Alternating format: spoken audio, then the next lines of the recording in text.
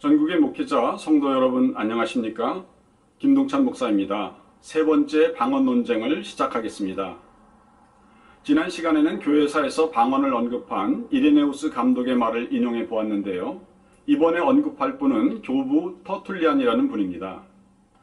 교부 터툴리안은 현재 북아프리카 튀니지의 옛 도시인 칼타고의 출신으로 로마의 박해 시절 그리스도교 신자들의 담대한 순교에 감동하여 기독교로 개종하였던 그런 분입니다. 그는 개종 전에는 법률가로 일했으며 개종 후에는 기독교 변증가로 활약했습니다. 터툴리안은 열정적인 믿음과 엄격한 도덕성을 가지고 이단들과 맞서 싸웠는데 특히 영지주의에 대항하여 싸웠습니다. 이분의 변증론과 이단 마르키온을 대항한 글이 특히 유명하고 그 밖에도 30여 종의 논문이 남아 있습니다. 교부 터툴리안의 기록물을 보면 당시 교회 안에서 방언이 널리 사용되었음을 알 수가 있습니다. 이분의 저서 마르키온의 맞서서를 보면 그가 영지주의자 마르키온에게 도전하면서 이렇게 말합니다.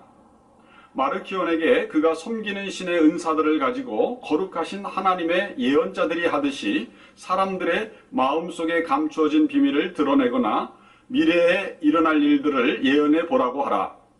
또한 그에게 방언을 통역할 때마다 영적 감동 속에서만 말할 수 있게 되는 찬양과 비전과 기도들을 말해보라고 하라. 그리고 그를 따르는 이른바 거룩한 여성들 가운데 예언할 수 있는 여성이 있다면 내세워 보라고 하라. 지금까지 언급한 모든 영적인 은사들은 내가 속한 교회에서는 아무런 어려움 없이 자연스레 사용되고 있으며 그것들은 하나님의 명령과 가르침, 교훈에 일치하고 있다. 그러므로 의심할 여지 없이 그리스도와 성령 그리고 사도들은 모두가 다 우리 하나님께 속하여 있다. 이처럼 터툴리안의 증언을 살펴보면 방언을 비롯한 예언 등 각종 성령의 은사들이 서기 3세기 초에도 교회 안에서 계속해서 사용되고 있는 것을 확인할 수 있습니다. 또한 터툴리안의 기록에 따르면 방언 통역의 은사들도 있습니다. 어떤 은사 종지론자들은 실제 외국어로 나오는 방언 외에는 방언이 아니라고 주장합니다. 그러나 그렇지 않습니다. 만일 방언이 실제 외국어로만 나타난다면 방언 통역 은사는 그 자체가 필요가 없는 은사입니다. 왜냐하면 사도행전 2장의 오순절에 있었던 방언의 기적에서 확인되었듯이 외국어 방언은 통역 자체가 필요 없습니다. 배우지 않은 외국어 방언을 말하는 기적의 포인트는 이 기적이 행해지는 그곳에 바로 그 외국어를 이해하는 사람이 있어서 그 기적을 확인하는 것으로 정작 방언을 하는 사람은 그 외국어를 배운 적도 없고 이해하지도 못하기에 오히려 하나님께 영광을 돌리는 형태의 은사이기 때문입니다. 그러면 방언 통역은 언제 필요합니까?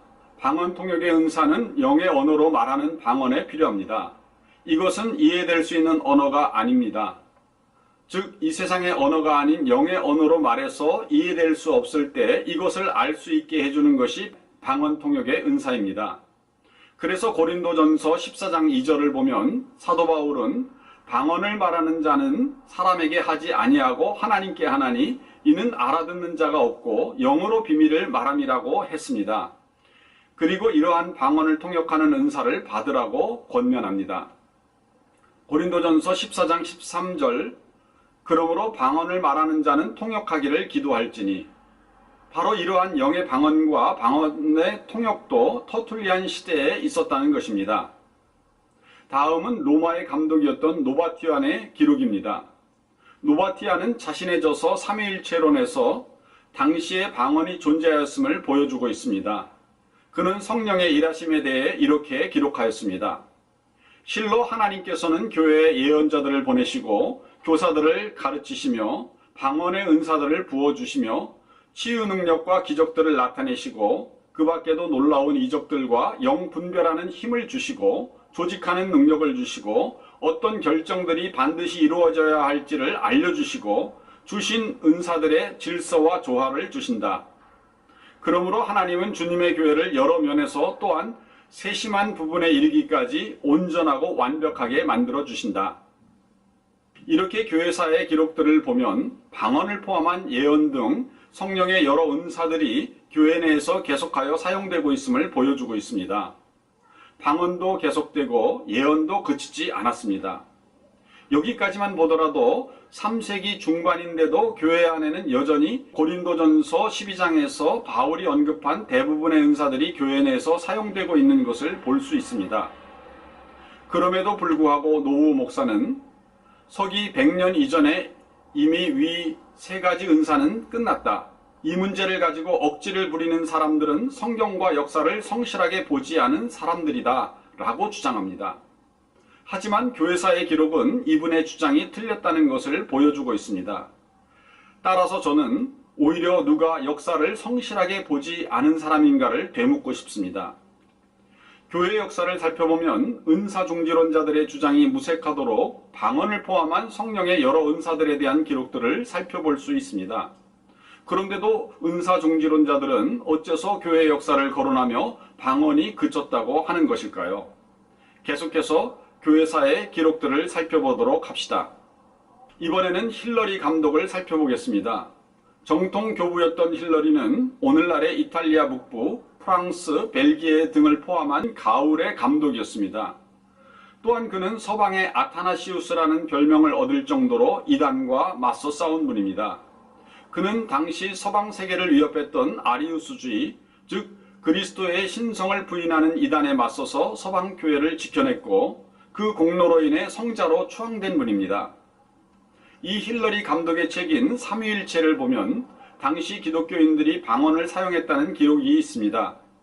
또 힐러리는 성령의 은사들을 자세히 소개한 후 모든 성도들은 신앙생활에서 이러한 은사들을 적극적으로 사용해야 한다고 권하고 있습니다. 성령께서는 어떤 이에게는 지혜의 말씀을 주신다. 그리고 어떤 이에게는 같은 성령께서 지식의 말씀을 주시고 어떤 이에게는 믿음을, 어떤 이에게는 병고침의 은사를, 어떤 이에게는 기적의 은사를, 어떤 이에게는 예언을, 어떤 이에게는 영들 분별함을, 어떤 이에게는 여러 가지 방언 말함을, 어떤 이에게는 방언을 통역함을 주신다. 이 모든 것들은 같은 한 분의 성령께서 하시는 일이다. 그러므로 우리는 이 풍성한 영적 은사들을 사용하도록 하여야만 한다. 심지어 힐러리 감독은 방언은 교회가 마땅히 해야 할 일의 하나라고 강조하였습니다. 여러 방언을 말하는 은사와 그것을 통역하는 것은 예수 그리스도의 몸된 교회가 행할 마땅한 일과 사역으로 하나님께서는 이러한 일들을 만드셨다라고 말하였습니다. 이러한 역사들의 기록을 보면 은사중지론자들이 2세기 전에 그쳤다고 주장하는 방언이 4세기 중반에도 여전히 교회 안에서 사용되었음을 확인할 수 있습니다. 그리고 이뿐 아니라 성도들의 신앙생활에 적극 사용되도록 권장되기까지 하였음을 알 수가 있습니다. 이번에는 교부 암브로시우스의 기록을 봅시다. 이탈리아 북부 도시 밀라노의 감독이었던 암브로시우스는 서방세계에 끼친 그의 신학적 영향력 때문에 이른바 교회를 세운 정통 4대 학자 중 하나라고까지 불렸던 분입니다. 이분은 이단인 아리우스주의에 맞서서 싸웠고 성 어거스틴에게 끼친 영향력으로 인해 유명한 성자였습니다. 이분이 쓰신 책 성령을 보면 방언은 성삼위 하나님과 연합하여 일어난 사역으로 볼 수 있는 증거로서 일반 성도들이 신앙생활 가운데서 사용할 수 있다. 이렇게 말했습니다. 은사중지론자들은 방언이 1세기 말에 그쳤다고 하지만 교회 역사는 4세기 후반에도 정통 교부들이 방언이 존재함을 인정할 뿐 아니라 성도들이 사용할 것을 적극적으로 권장했음을 보여주고 있습니다.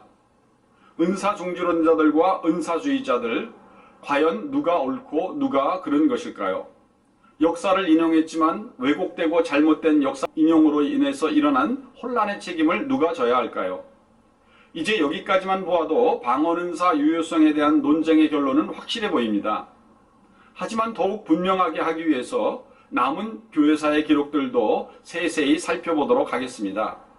다음 시간에는 동서양 수도원에 초석을 놓았던 위대한 영성가 파코미우스의 방언 체험을 살펴보겠습니다. 시청해 주셔서 감사합니다.